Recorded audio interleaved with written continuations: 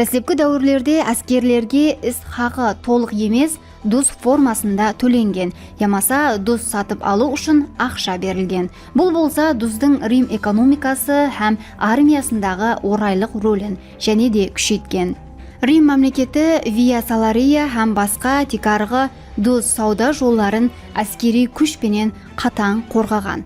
Салуистиестің The Juggers in War шығармасында дұз саудасы һәм Рим армиясы арасындағы тікелей байланыстылық ескертіп өтілген. Жоллардың қауіпсіздігін тәминлеу үшін Рим гарнизонлары зәрулі орынларға жайластырылған.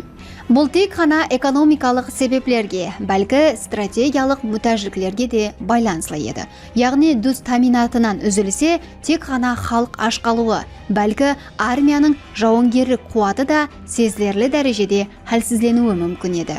Дұздың жоғалып кетуі ямаса оған болған еркінліктің шекленуі Римнің ішкі тұрақлылығын әсерлестіруі мүмкін еді. Ал бұл болса империяның саяси түзілісіне қауіп салған. Дұздың бұндай ахметлі рөлі Рим жәмиетінде оның социал һәм саяси тұрмысында да тәсір көрсеткен. Виа Салария сияғлы сауда артериялары арқалы қадағалау орнату Римнің өзінің ішкі режимін бекемлеу һәм империяны географиялық тәрептен бірлестіруде зәрулі құрал болған. Нәтижеде Рим дұз арқалы тек қана экономикалық тұрақлылықты, бәлкі саяси һәм әскери күшті сақлауға да еріскен. Дұз тек қана азық-ауқат емес, бәлкі армияның жауынгер тайынлығы һәм Рим саяси күшінің нышаны да еді.